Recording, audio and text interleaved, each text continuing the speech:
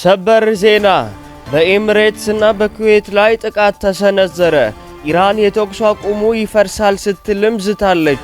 ኢራን በምላሿ ደግሞ የሆርሙዝ ሰርጥን መልሳ ዘግታለች። በሊባኖስ በትላንትናው ዕለት ብቻ ቢያንስ ወደ 254 ሰዎች በእስራኤል እንደተገደሉ መረጃዎች እየወጡ ይገኛሉ።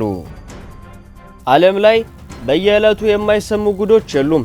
መሽቶ ሲነጋ ተውሎ ሲከረም በየሰዓቱና በየጊዜው አዳዲስ አጀንዳና አዳዲስ ወሬ አለ። ዛሬም ከንጋቱ ዕለተ ሐሙስ ሚያዝያ 1 2018 ዓመተ ምህረት ዓለም በተለይ ደግሞ እንዴት እንዳደረችና እንዴት እንዳረፈደች ከዓለም ጉያ እስከ ኢትዮጵያን ብርት ከተሰሙ ወሬ ነግራችኋለሁ። በቅድሚያም ሰበር ዜና በመካከለኛው ምስራቅ አሁንም ጦርነቶች እየተባባሱ ፍጥጫዎች እየቀጠሉ ይገኛሉ። በኤምሬትስ እና በኩዌት ላይም ጥቃት ተሰንዝሯል። በአሜሪካና በኢራን መካከል የተኩስ አቁም ስምምነት ቢኖርም በተባበሩት አረብ ኤምሬትስ እና በኩዌት ላይ ጥቃት መፈጸሙ ተሰምቷል።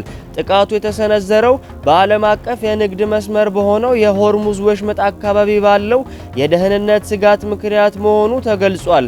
ፕሬዝዳንት ዶናልድ ትራምፕ ሁኔታውን እየተከታተሉ ሲሆን ክስተቱ በቀጠናው አዲስ የጂኦፖለቲካዊ ውጥረትና በነዳጅ ገበያው ላይ ስጋት ደቅኗልም እየተባለ ይገኛል። በሌላ ዜና ደግሞ ከዛው ከመካከለኛው ምስራቅ ጦርነት ሳንወጣ ኢራን ተኩስ አቁሙ ይፈርሳል ስትል እየዛተች ትገኛለች። ኢራን ይህን ያለችው እስራኤል በሊባኖስ እያደረገች ያለችውን ጥቃት ካላቆመች የተኩስ አቁሙ ስምምነት ይፈርሳልም ብላለች። እስራኤል በሊባኖስ ላይ መጠነ ሰፊ ጥቃት ዛሬ ፈጽማለች። እስራኤል በ10 ደቂቃ ውስጥ ከ100 በላይ ጥቃቶችን እንደፈጸመችም እየተነገረ ይገኛል። ከዚህ በፊት ኢላማ ያልነበሩ ቦታዎችም በሊባኖስ ጥቃት ደርሶባቸዋል። ከተኩስ አቁሙ በኋላ የአሜሪካው ምክትል ፕሬዝዳንት ጄዲ ቫንስ በቀላሉ ሊፈርስ የሚችል ስምምነት ሲሉ መደመጣቸውም ሌላው የተኩስ አቁሙ መጽናት ስጋት ሆኗል። ይህንን መረጃ ያወጣው ደግሞ አልጀዚራ ነው። በቅጡ እንኳን 24 ሰዓት ሳይሞላ ኢራን በድጋሚ የሆርሙዝ ወሽመጥን በድጋሚ ዘግተዋለች። እስራኤል በሊባኖስ ላይ የሰነዘረችውን ተከታታይ ጥቃት ተከትሎ የኢራን መንግስት ለዓለም የነዳጅ ቁልፍ መተላለፊያ የሆነውን የሆርሙዝ ወሽመጥ የንግድ መርከቦች እንዳያልፉ ሙሉ በሙሉ መዝጋቱን አስታውቋል። የኢራን ይፋዊ መገናኛ ብዙሃን እንደዘገቡት ከሆነ ይህ እርምጃ የተወሰደው ቀጠናዊ ውጥረቱ በከፍተኛ ሁኔታ በመጨመሩ ሲሆን ይህም በቅርቡ ተደርሶ የነበረውን ደካማ የተኩስ አቁም ስምምነት ወደ መፍረስ ደረጃም አድርሶታል። በአሁኑ ሰዓት በወሽመጡ ላይ የነዳጅ ጫኝ መርከቦች እንቅስቃሴ ተቋርጦ የሚገኝ ሲሆን ይህ ድንገተኛ ውሳኔ በዓለም አቀፍ የኢነርጂ አቅርቦትና በኢኮኖሚ መረጋጋት ላይ ከፍተኛ አደጋ ሊደቅን እንደሚችል የዘርፉ ባለሙያዎች በስጋት እየገለጹ ይገኛሉ።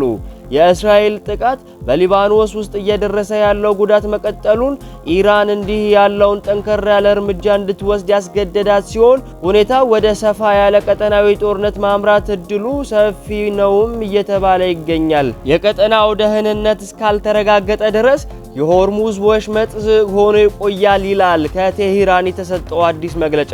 በመጨረሻም ሌሊት ሙሉ ሲሰሙ ከነበሩ ወሬዎች መካከል በሊባኖስ በትላንትናው ዕለት ብቻ 254 ሰዎች በእስራኤል ጥቃት ተገደሉ የሚለው ወሬ ነው። የሊባኖስ ጠቅላይ ሚኒስተር ናዋፍ ሳላም የእስራኤልን የግድያ ማሽን ለማስቆም ሁሉንም የሊባኖስ ፖለቲካዊና ዲፕሎማሲያዊ ሀብቶች እያሰባሰቡ ባሉበት በዚህ ወቅት ረቡዕ ዕለት ብቻ ቢያንስ 254 ሰዎች ሲገደሉ ከ1165 በላይ በእስራኤል ጥቃት ማዕበል ቆስለዋል። የእስራኤል ጠቅላይ ሚኒስተር ቤንያሚን ኔታንያሁ ሊባኖስ በዩናይትድ ስቴትስ እና በኢራን መካከል የተኩስ አቁም ውስጥ አልተካተተችም ያሉ ሲሆን የዩናይትድ ስቴትስ ምክትል ፕሬዝዳንት ጄዲ ቫንስ እንዲሁ ይህንን ቃል አልገባንም ብለዋል።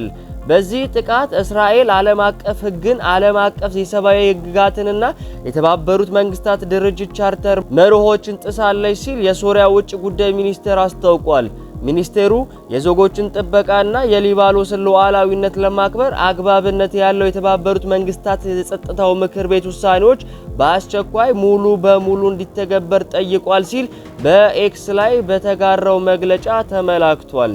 ውድ አድማጮቼ ለጧት የነበረን ከዓለም ላይ የተሰሙ ወሬዎች እነዚህን ይመስላሉ። ዓለም እንደዚህ አድራለች። ዓለም እንደዚህ አረፋፍዳለች። እንዲህ አይነት ትኩስ ወሬዎችን ለማግኘት የምትፈልጉ ከሆነ ሰብስክራይብ በማድረግ የቻናላችን ቤተሰብ መሆን ይችላሉ።